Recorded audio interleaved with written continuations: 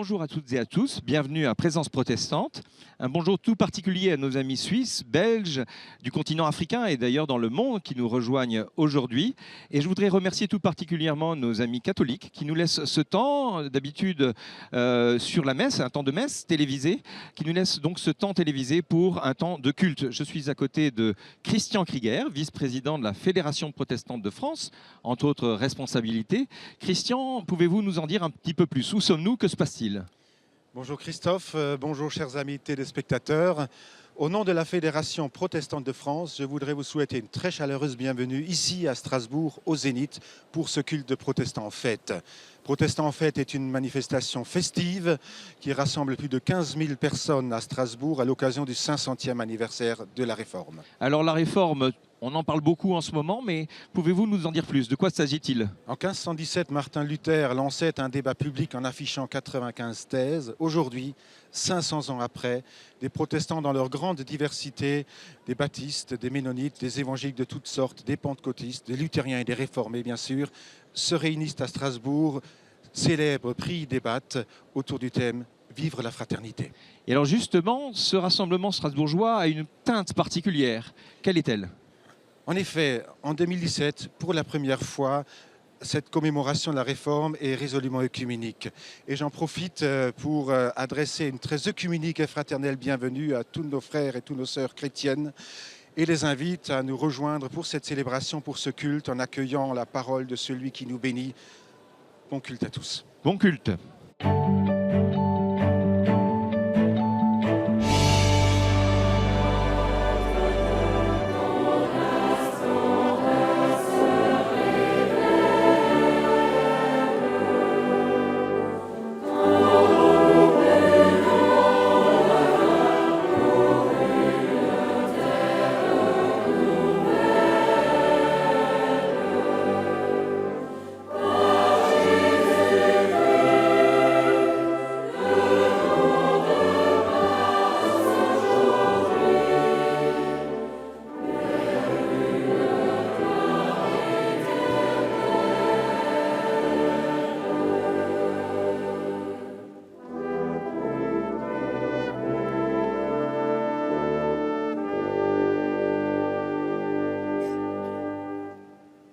Bonjour.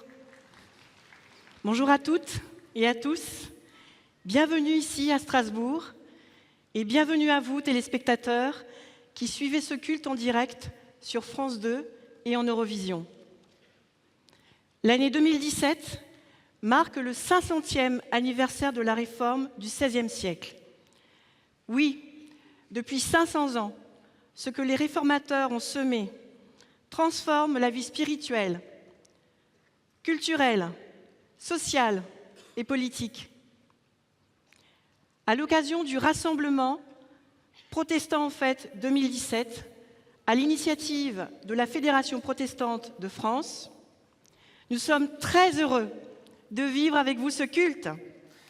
Alors que nous sommes très nombreux, nous formons ensemble un seul cœur par notre union avec le Christ et nous sommes tous, et chacun pour sa part, les membres les uns les autres. Et c'est Paul qui écrit ça dans la lettre aux Romains. Nous vous invitons donc à vivre ensemble ce grand culte XXL sur le thème de la fraternité dans la belle diversité du protestantisme.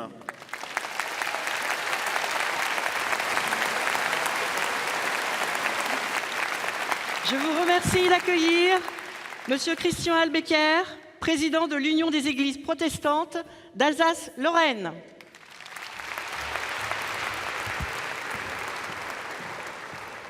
Chères sœurs et frères, je suis heureux de vous accueillir toutes et tous pour ce culte qui constituera, j'en suis persuadé, le temps fort de Protestants en fête.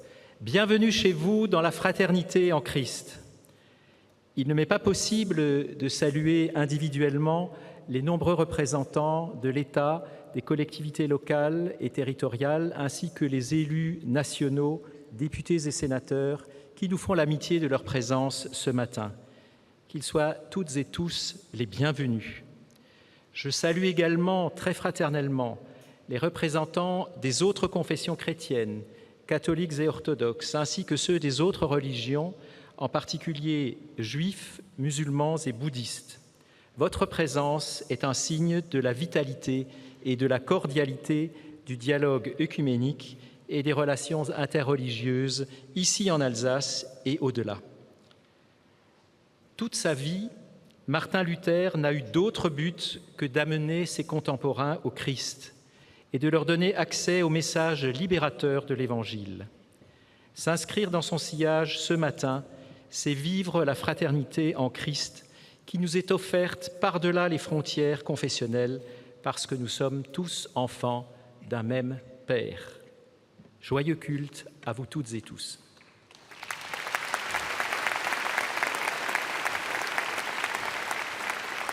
Avant toute chose, nous vous invitons à prier ensemble.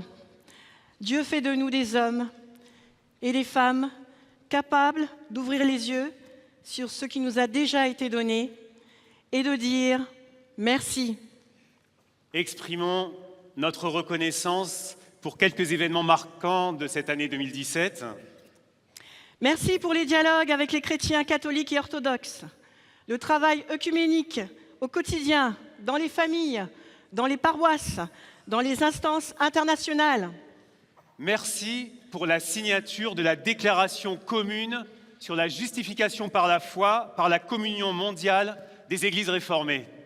Merci pour la création d'un couloir humanitaire en collaboration avec les églises vaudoises pour permettre à des réfugiés syriens en grande précarité d'être accueillis en France.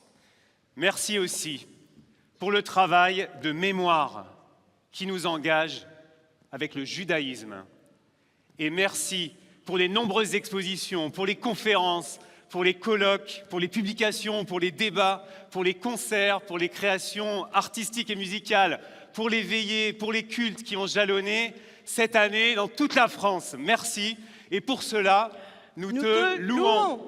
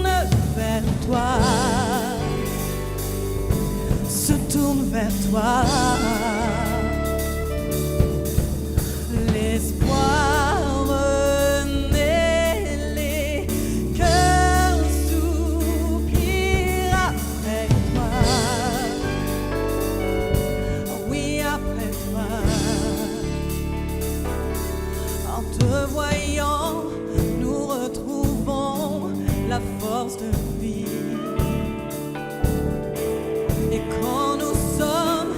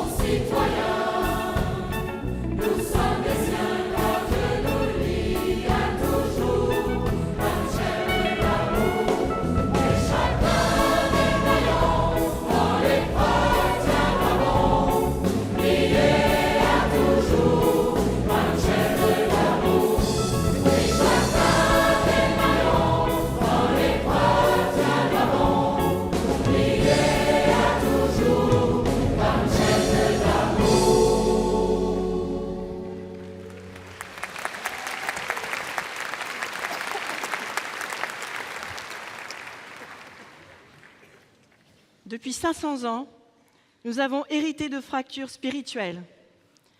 Catholiques et protestants se sont exclus mutuellement de la communion offerte en Christ. Nous nous sommes habitués à vivre séparément. Aujourd'hui, Dieu éternel, tu nous donnes l'occasion de nous souvenir les uns les autres sans nous opposer devant toi. Avec reconnaissance pour tant de dons reçus en commun, nous voulons nous engager à quitter les chemins de la médisance et accepter de devenir des hommes et des femmes de bénédiction. Nous nous souvenons des autres réformes qui ont eu lieu au sein du protestantisme. Nous faisons mémoire notamment des chrétiens anabaptistes et ménonites persécutés à partir du XVIe siècle par d'autres protestants. Devant toi, Seigneur, nous déposons aussi les difficultés actuelles. Nous sommes tentés d'abandonner les échanges et de nous séparer quand nous n'arrivons plus à nous comprendre et quand les convictions des uns apparaissent à d'autres comme une trahison de ton évangile.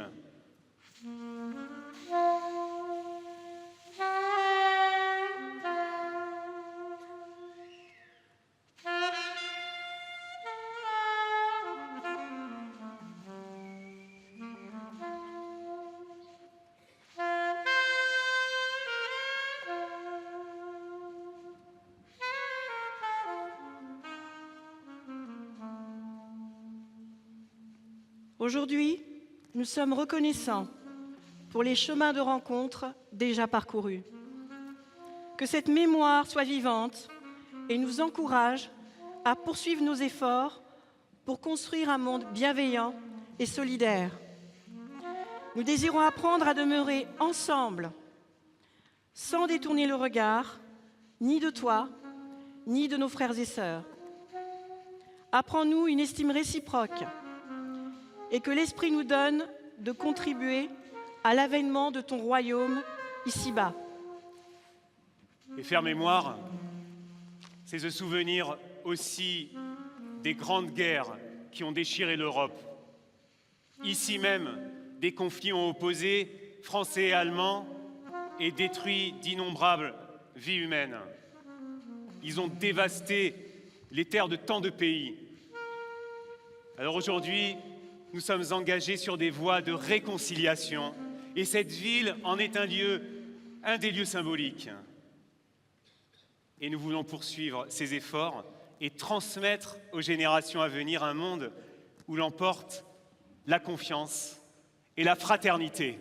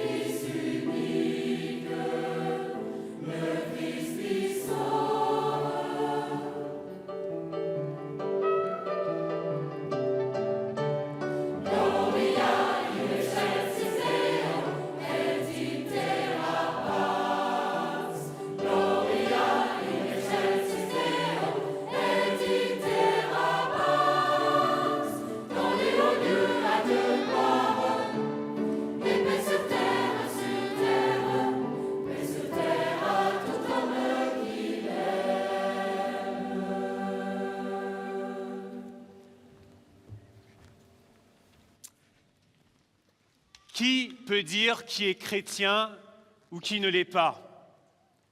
Seul Dieu connaît le cœur de chacun. Nous allons affirmer maintenant tous ensemble en gestes et en couleurs ce qui nous relie les uns aux autres. Les premiers chrétiens ont joué avec les lettres du mot poisson, en grec ictus, qui signifie Jésus-Christ, Fils de Dieu Sauveur. Le poisson est devenu un signe de reconnaissance et une manière de confesser la foi chrétienne.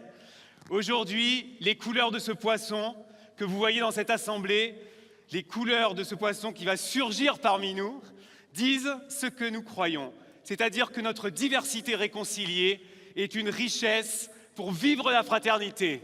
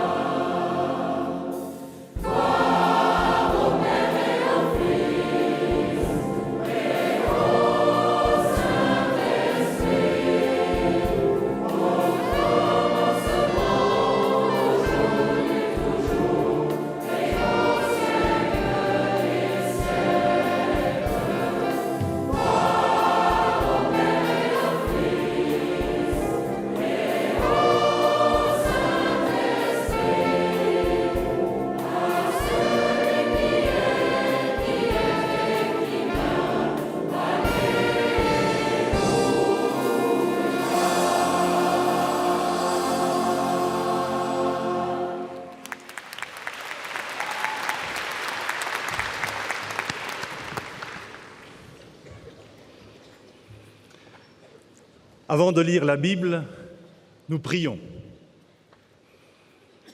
Seigneur notre Dieu, réunis à l'occasion de cette fête, nous cherchons à approfondir nos relations. C'est sur ton Fils Jésus, le Christ, que notre fraternité se fonde pour se déployer dans le monde. Ton esprit nous unit, qui nous donne d'accueillir et de méditer ta parole. Amen.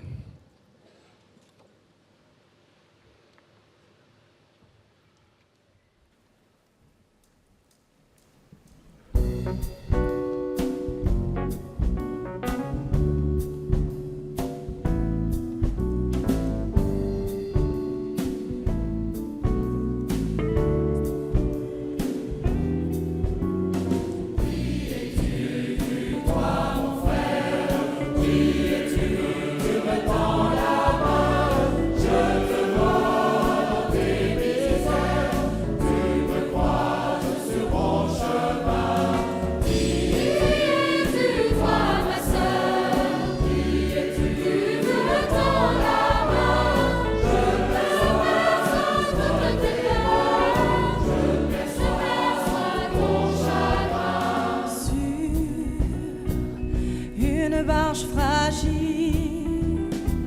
cherchant l'asile, un lendemain,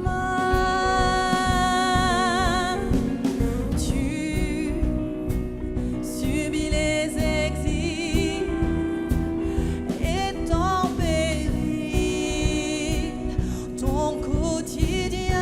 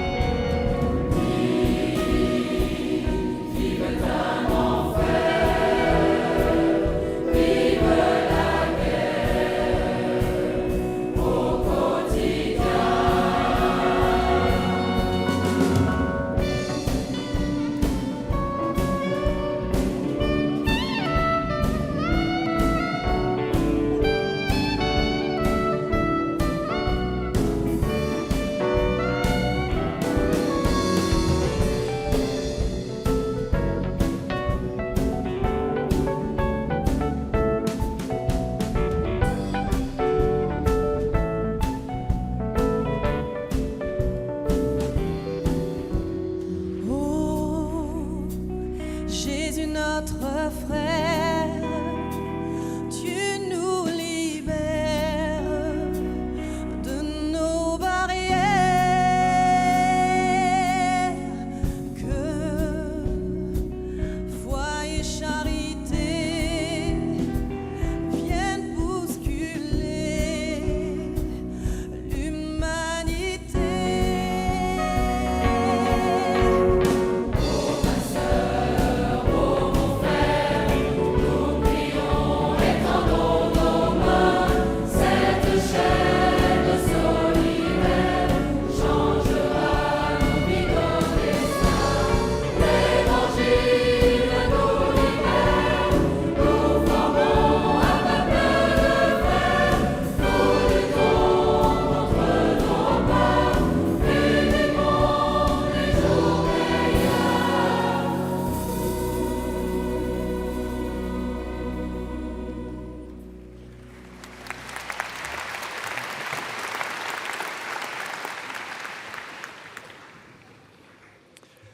Lecture de l'épître de Paul aux Philippiens, chapitre 2, les versets 2 à 4.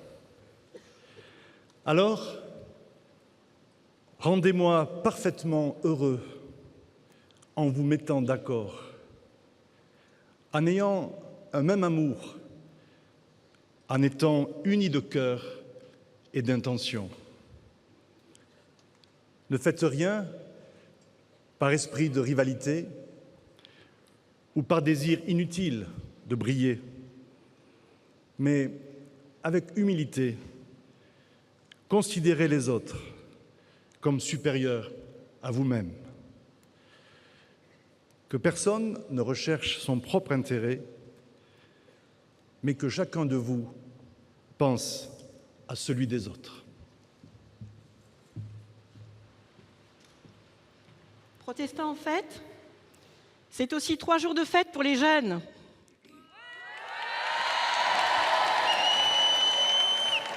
Entre la soirée Sola Fiesta et ce matin, ils ont partagé leur foi, leurs questions.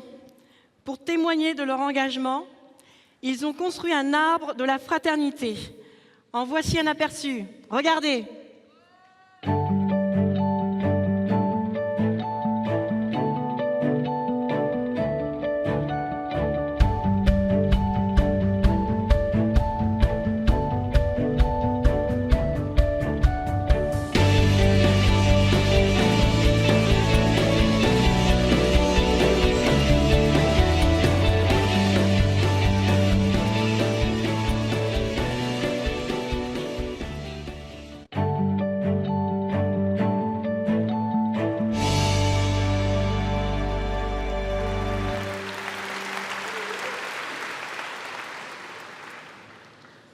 c'est pas encore maintenant.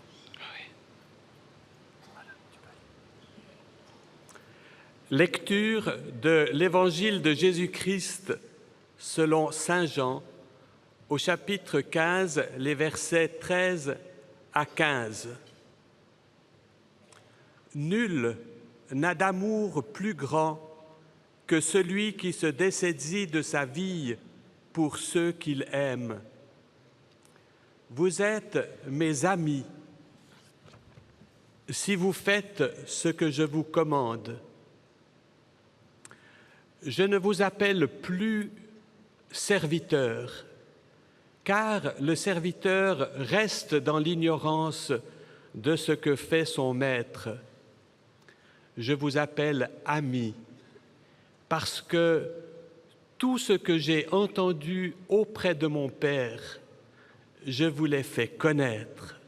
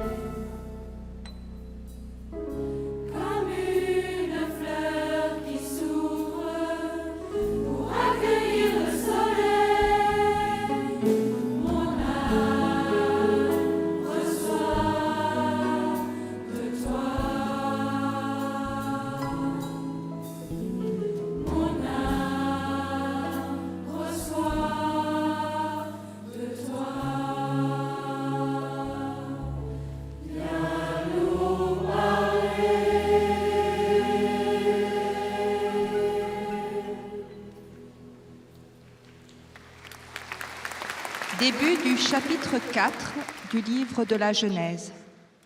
Caïn apporta du fruit de la terre en offrande au Seigneur. Abel, lui aussi, apporta des premiers-nés de son petit bétail. Le Seigneur porta un regard favorable sur Abel et sur son offrande. Mais il ne porta pas un regard favorable sur Caïn. ni sur son offrande. Caïn fut très fâché. Le Seigneur dit à Caïn, « Pourquoi es-tu fâché? Si tu agis bien, tu relèveras la tête. Si tu n'agis pas bien, le mal est tapis à ta porte et son désir se porte vers toi. À toi de le dominer. » Caïn parla à Abel, son frère. En pleine campagne, Caïn se jeta sur Abel et le tua. Le Seigneur dit à Caïn, « Où est Abel, ton frère? Je ne sais pas. Suis-je le gardien de mon frère? » Le Seigneur reprit, « Qu'as-tu fait? » Nous lisons en Luc 15. Il alla vers son père. Comme il était encore loin, son père l'aperçut et fut pris de pitié. Il courut se jeter à son cou et le couvrit de baisers. Le fils lui dit, « Père, j'ai péché envers le ciel et contre toi. Je ne mérite plus d'être appelé ton fils. » Mais le père dit à ses serviteurs, « Vite, apportez la plus belle robe et habillez-le. Mettez-lui un anneau au doigt, des sandales aux pieds. Amenez le veau gras, tuez-le, mangeons et festoyons, car mon fils, que voici, était mort et il est revenu à la vie. Il était perdu et il est retrouvé. » Et ils se mirent à festoyer. Son fils aîné était au champ. Quand à son retour il approcha de la maison, il entendit de la musique et des danses. Appelant un des serviteurs, il lui demanda ce que c'était. Celui-ci lui dit, « C'est ton frère qui est arrivé, et ton père a tué le veau gras parce qu'il l'a vu revenir en bonne santé. » Alors il se mit en colère, et il ne voulait pas entrer. Son père sortit pour l'en prier, mais il répliqua à son père, « Voilà tant d'années que je te sers, sans avoir jamais désobéi à tes ordres. Et à moi, tu n'as jamais donné un chevreau pour festoyer avec mes amis. Mais quand ton fils que voici est arrivé, lui qui a mangé ton avoir avec des filles, tu as tué le veau gras pour lui. »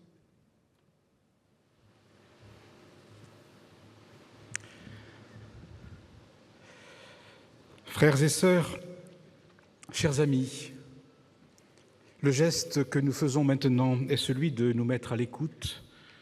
Au cœur du culte se trouve l'écoute de la parole. Comme l'affirme le protestantisme depuis 5 siècles, fidèle au premier commandement, écoute Israël. La parole que nous écoutons est celle d'une grâce qui nous accueille tels que nous sommes et quoi que nous ayons fait. Nous établissant frères et sœurs à égalité entre hommes et femmes, fils et filles d'un même Père. Alors la parabole du Fils prodigue que vous venez d'entendre invite à l'intelligence. Puis-je dire que le message de l'Évangile n'est pas celui d'une morale, mais celui d'un appel à l'intelligence. Puis-je dire que croire, c'est aussi penser le monde et son malheur pour le traverser et pour y entrevoir les promesses, enfin, d'une réconciliation, d'une fraternité réconciliée. Le Christ nous propose d'être intelligents. Il suggère que la fraternité nous oblige les uns les autres, comme l'énonce cette expression « noblesse oblige », fraternité oblige. Nos vies, notre monde ont besoin de fraternité et il nous est demandé de vivre en bonne intelligence. Ce jour, oui, il nous est annoncé l'identité chrétienne, protestante, évangélique, est fraternelle. Et voici comment. Le récit raconte l'histoire de 2 frères. L'un, le plus jeune, quitte la maison, l'autre, l'aîné, n'a jamais cessé d'y travailler. Et au retour du prodigue qui ne peut plus rien revendiquer, vous vous souvenez peut-être de cette histoire, l'aîné se met en colère. Lui n'a jamais désobéi, il est resté à son poste, il a toujours travaillé, et il prend mal qu'on fasse la fête. Il ne peut partager la joie qui s'exprime déjà, celle d'un père qui retrouve un fils perdu. Il ne comprend pas, lui qui n'a rien perdu, lui qui croit qu'il ne s'est jamais perdu, lui qui croit qu'il est bien dans sa vie, que son père court au-devant du fils et lui offre sa grâce, avant même que ce fils ne balbutie la moindre confession des péchés. Il ne comprend pas qu'on s'occupe d'un perdant, d'un impur, d'un SDF, d'un réfugié, même pas politique. Il ne comprend pas que la vie n'est pas la vie sans les risques, sans les larmes intérieures, sans les douleurs, sans la mort, sans le remords, sans le courage aussi d'un retour et sans l'immense joie de retrouvailles. Il ne veut pas entrer pour la fête parce qu'il pense être, lui, seul dans son droit, seul légitime, et par manque de confiance aussi en un père qu'il voit se laisser attendrir au lieu d'être sévère. Et il s'exclut, ce fils aîné, sûr de lui, si pur à ses yeux. Il s'excommunie en niant la fraternité et dédaignant la main qui l'invite. Sa vie est sans vie, comme cadenassée, sans souffle, en croyant être mieux que l'autre qui a des torts. L'aîné ne règle pas la question de la fraternité, il y ajoute seulement son ressentiment. Il se tourne sur lui-même. Incurvatus in se, disait Martin Luther pour désigner l'homme pécheur, recourbé sur lui-même, ne pensant qu'à sa vérité, qu'à son mérite, qu'à lui-même, comme l'a fait Caïn dans le récit que vous venez d'entendre, apportant sa rancœur et non son cœur. Alors que le Père l'invite à s'ouvrir à l'autre différent, ce frère qu'il ne veut même plus connaître, quand il le nomme devant son Père, « ton fils, que voilà », comme s'il s'agissait d'un inconnu. Tout pourrait s'arrêter ainsi sur l'évocation d'une invitation qui attend sa réponse, sur la description des préparatifs d'une fête incomplète, mais une bonne nouvelle est cependant en germe.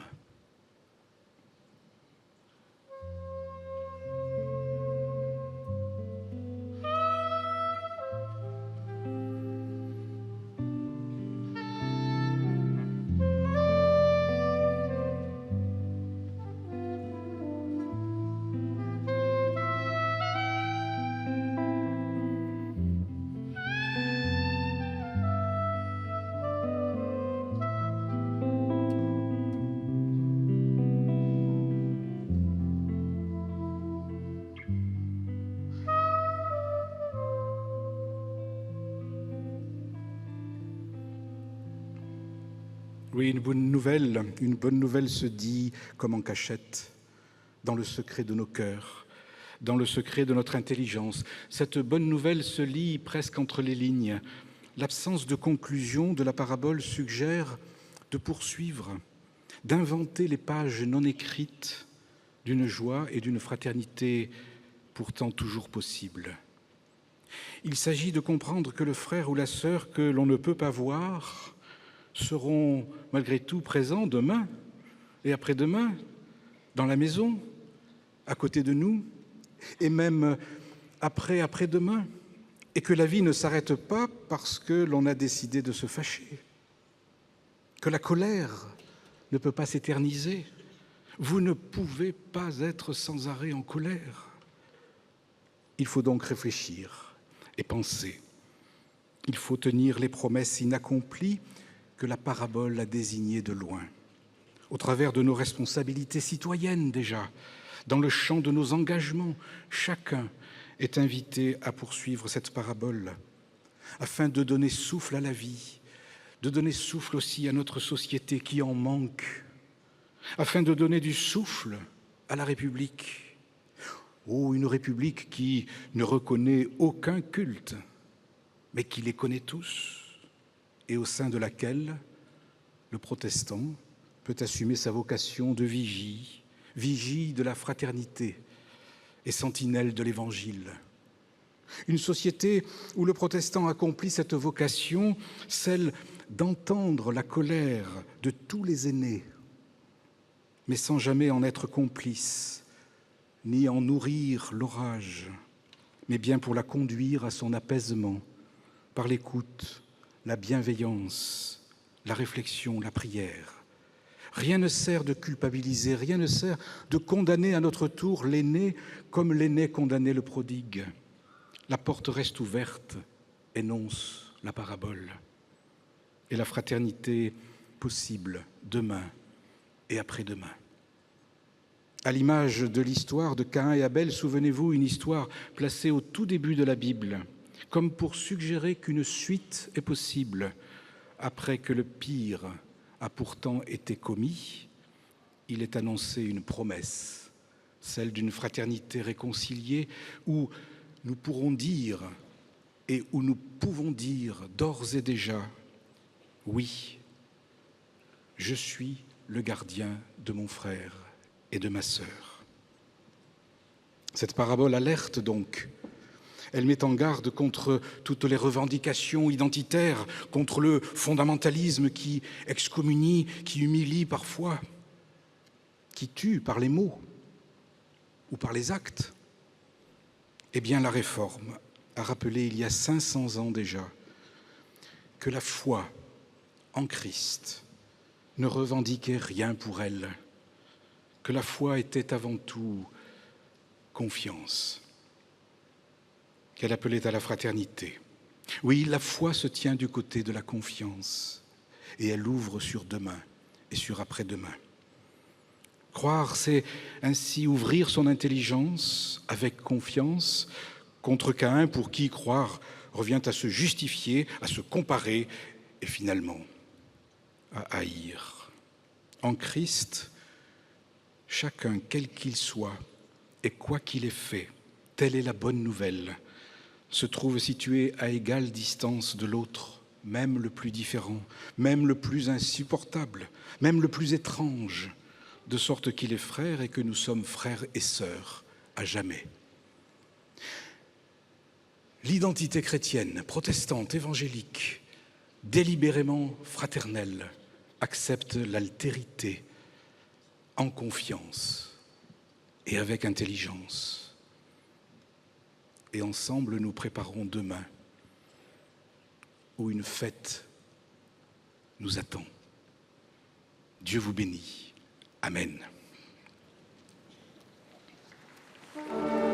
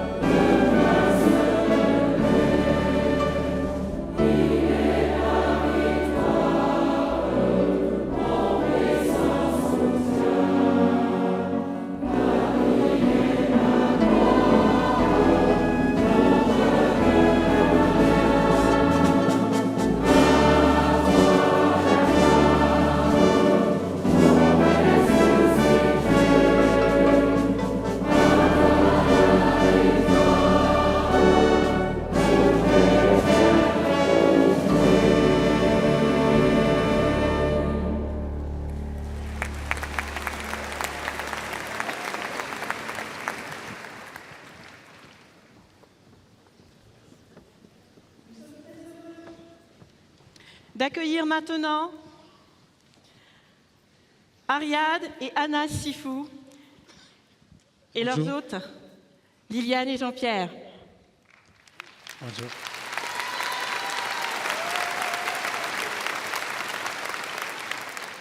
Ariad et Anas, vous êtes réfugiés syriens.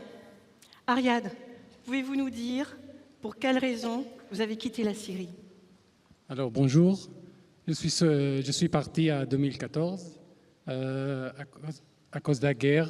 Je ne peux pas rester en Syrie, soit être enrôlé avec Daesh, soit le service militaire. C'est obligatoire chez nous. Je ne peux pas mourir. Je veux pas mourir en Syrie pour n'importe qui ou n'importe quoi.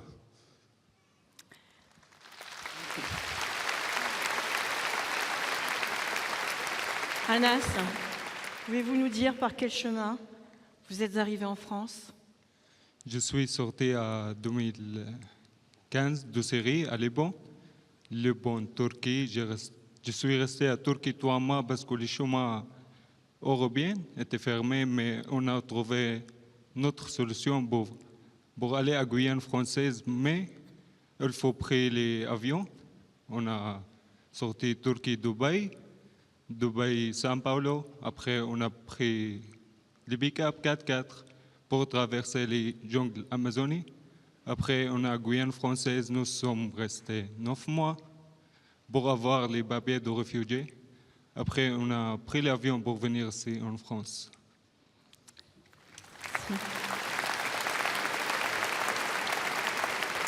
Ariad, comment s'est passé votre accueil dans la région de Strasbourg? Nous sommes arrivés à Strasbourg et nous ne connaissons personne à Strasbourg. On a dormi 5 nuits à la gare. Après, on a rencontré un monsieur qui travaille dans la FEB, qui a un contact avec monsieur Jean-Pierre et madame Liliane, on est hébergés chez eux. Elle a appelé M. Jean-Pierre et le lendemain, nous sommes allés à rencontrer M. Jean-Pierre et Mme Liliane. Et on est hébergés chez eux dans un village près de Saverne. Je suis maintenant intérimaire, je travaille et la vie est belle. Merci.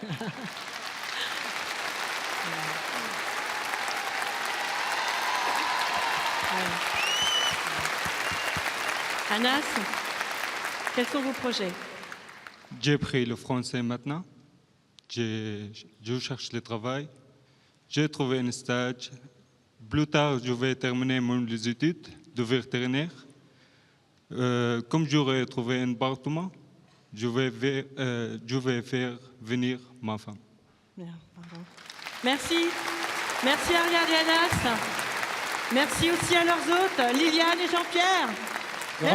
Merci à Jean-Pierre et Mme Blanchot. Merci. Merci à vous qui faites partie d'un collectif d'accueil partout en France. Tout à l'heure, l'action des réfugiés. Merci.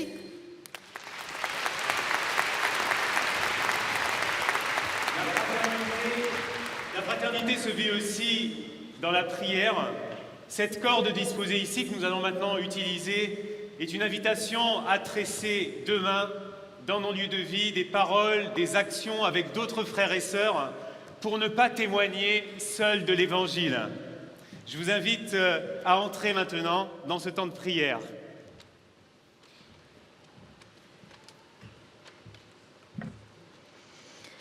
Père, à travers Jésus-Christ, tu nous rappelles cette dignité irréductible que par grâce, tu donnes à chaque être humain, chaque femme, chaque homme, chaque enfant. Nous te prions pour toutes celles et tous ceux qui subissent le mal commis par leurs semblables, et notamment les victimes de toutes sortes de violences ou de discriminations, raciales, sexuelles ou religieuses. Rappelle-nous notre responsabilité. Nous pouvons apprendre à vivre les uns avec les autres.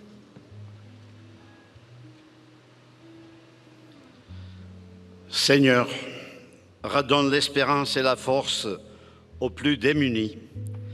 Inspire à nos communautés et à chaque membre de nos églises le courage de s'engager. Que nous puissions créer et développer ces lieux de refuge et de ressourcement dont notre société a besoin.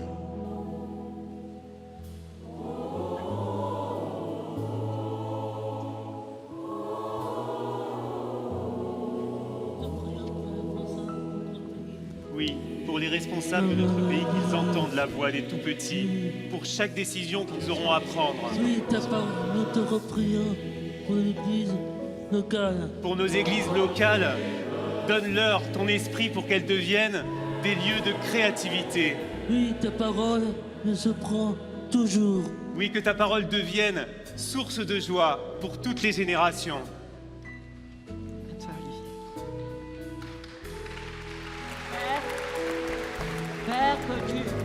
Père, que tu nous as confié la terre et tout ce qu'elle contient, nous te prions pour celles et ceux qui subissent les conséquences néfastes de nos modes de vie. Bravo.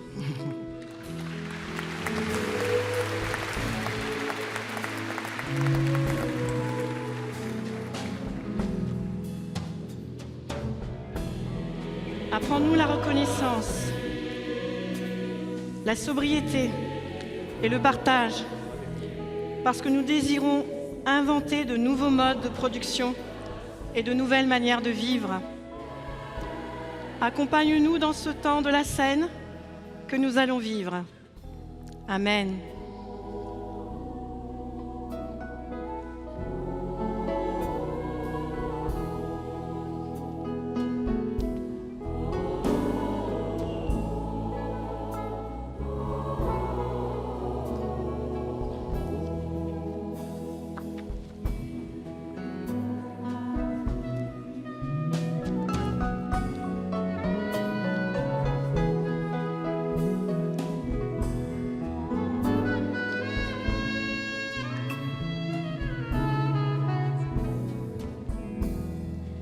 Nous allons bientôt entrer dans le temps du partage et du pain et de la coupe, un temps de communion fraternelle.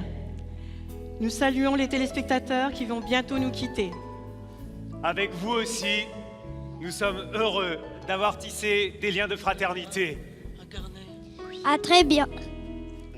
Vas-y, ça marche. À très bientôt et que Dieu vous bénisse. On lève la main ensemble. On lève la main ensemble.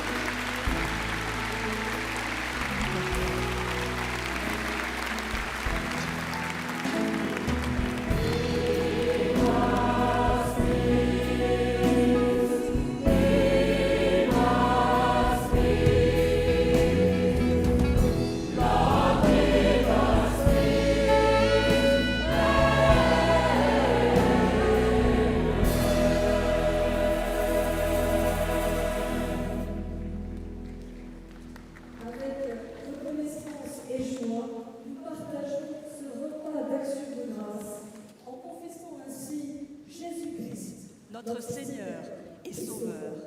Au-delà de nos sensibilités particulières, nous voulons, par la scène célébrée, réaffirmer son unité profonde avec la parole entendue.